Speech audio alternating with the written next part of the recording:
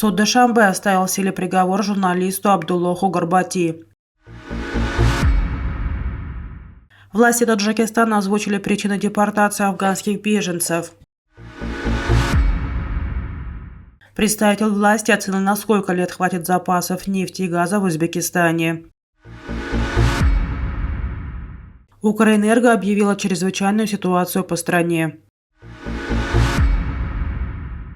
Суд Душанбе оставил в силе приговор журналисту Абдуллоху Горбати, который приговорен к 7 годам и 6 месяцам лишения свободы. Как сообщили близкие Абдуллох, судебное заседание прошло сегодня, 16 декабря, в СИЗО без участия родственников. В суде участвовал только адвокат Абдуллох, сказал источник.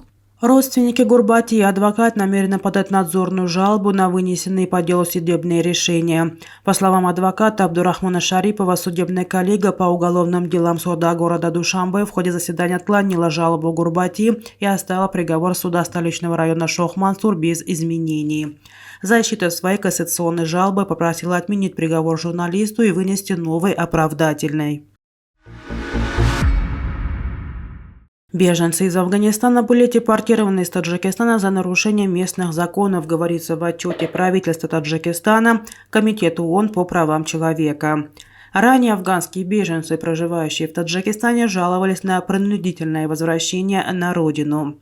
В отчете Таджикистана Комитета ООН по правам человека, копия которого оказалась в распоряжении радио УЗОДИ сегодня, говорится, что основными причинами высылки иностранцев из страны стали нарушение ими требований местных законов, вопросы, связанные с обеспечением безопасностью и правопорядка, вопросы здравоохранения и защиты законных интересов граждан Таджикистана.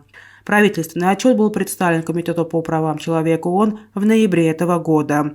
В документе, в частности, отмечается, что одной из основных причин депортации является незаконный переезд афганских беженцев в города и районы, где проживание не было разрешено.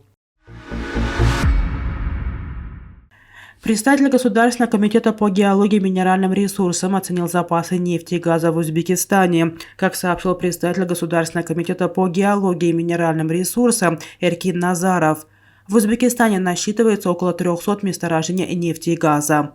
По его словам, запасов нефти и газа в Узбекистане хватит на 40 лет, а запасов уранового сырья – на 15 лет. В настоящее время имеется около 500 миллиардов кубометров газа, сказал он. При этом он подчеркнул, что запасы не закончатся через 40 лет. Каждый год проводятся геологоразведочные работы и выявляются новые запасы нефти, газа, урана и другого сырья, заключил он. Ранее сообщалось, что глава Туркменистана Сердар Бердымухамедов принял руководителя администрации президента Узбекистана Сардора Умурзакова.